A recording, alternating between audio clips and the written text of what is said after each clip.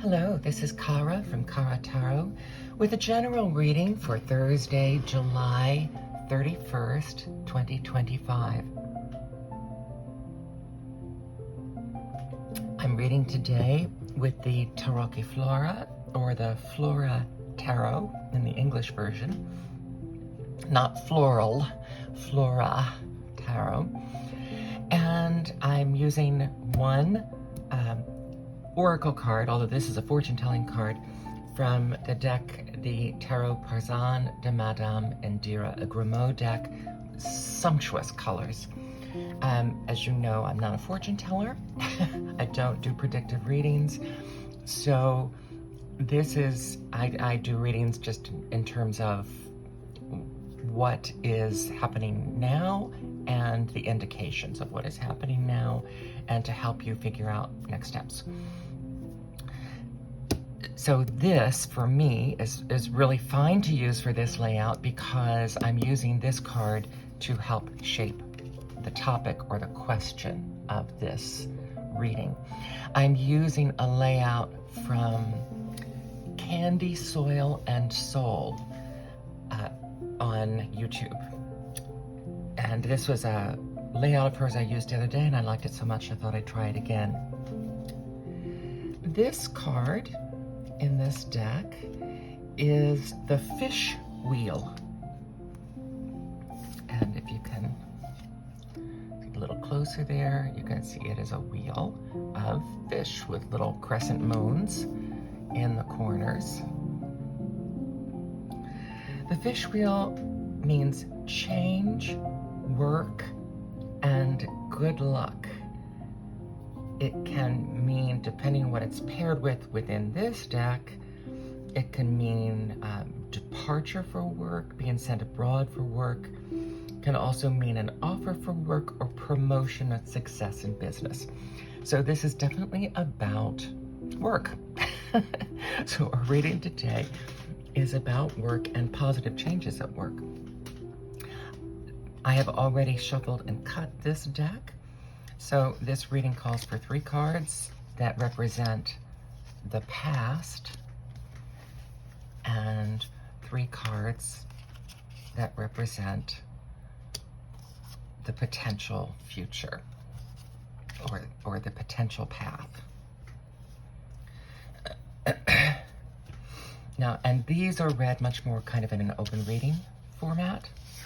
So they're read together. That is the reversed 9 of Swords, the reversed 5 of Coins, oh, all reversals, and the reversed Chariot. And this is the reversed Page of Wands, the upright 7 of Cups, and the upright 8 of Swords. I think this has shifted a little. Let me fix that. Okay. So this is my first time reading reversals with this deck, but I looked in the book and realized, now that I have the English book for this, I realized that it does include reversals.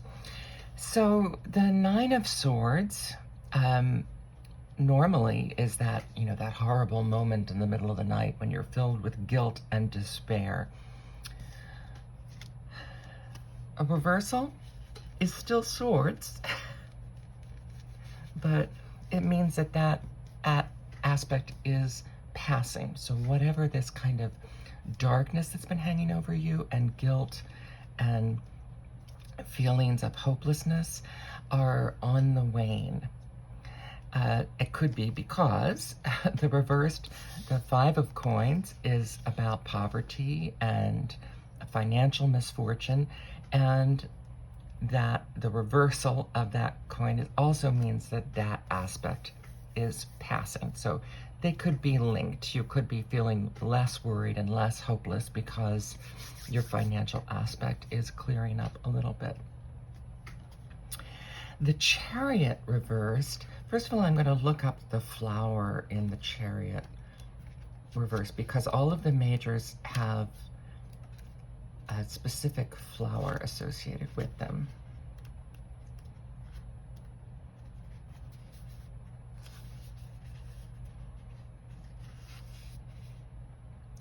The flower in this deck, in this card, is the palm blossom, an ancient plant appearing in Egyptian myths and the Bible and Greek mythology and Roman ceremonies. The symbol of victory, but also associated with immortality, beauty, harmony, and identified with the sun and the phoenix. So the downside of this, the reversal of this, is it's normally a straightforward move forward with confidence, but of course the downside of confidence is arrogance, belligerence, getting distracted by things. Could very well have been distracted by this for quite a while. This is all, remember, the past side. So these things are very distracting, an atmosphere of depression and an atmosphere of financial need. Those things are depression. They can lead to belligerence, but the odd duck out here is arrogance, which you also want to constantly guard against. So there you have the past side of this. And now on the potential future side, we have the Fante de Bastoni, the Page of Wands. Now these have prominent flowers, but they're not defined in the book. So the Page of Wands is about exuberance, creativity. It's also about mental stimulation and study. And so the reverse of this is kind of indolence. And it's so that could fit very well with this arrogance. They could flow into each other. This kind of feeling that you don't have to work very hard, you don't have to try very hard, resting on your past accomplishments. The Seven of Cups is more distractions, but distractions in a different way. This time it's distractions because you have too many possibilities, possibly from past success. You have so many possibilities around that it can distract you from a deeper knowledge or a deeper acting. Now remember, this is business fortune. So you may have a variety. You know what they say? They say most businesses fail not because they didn't diversify, but because they diversified too much. It's kind of along the same lines of you have to define what your mission is, and you have to define what your product is and make it kind of narrow so that people can understand what you do. Diversification is the enemy of good PR, and diversification can be the enemy of continuing to create a good product. Because if you're so distracted by other things, your initial product can become diluted. And then the Eight of Swords finishes this up with, and this is, the Eight of Swords is feeling trapped. So whatever business situation in right now, see, if this had been upright, it could have involved travel. It could have been it could have meant moving forward. But you could be feeling a little trapped right now. You could be feeling trapped by your initial product. You could be feeling trapped by your initial concept of your business. And because of that, you're getting distracted with all of this. And again, the quality may be going down. The creativity that you could be investing in that is getting lost because you're feeling kind of trapped by it and bored by it. So you need to find the upright freshness of this within what you're already doing.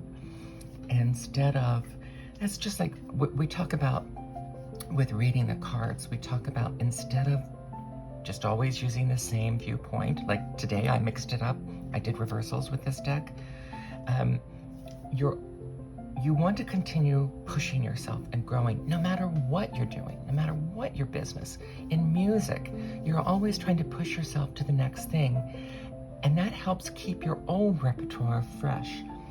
In tarot reading, you want to try out a new deck and see if that brings anything new into what you're already doing, but you always want to do that step of incorporation, which can feel, when you're so excited by the new thing, it can feel very limiting to go back and apply it to the old.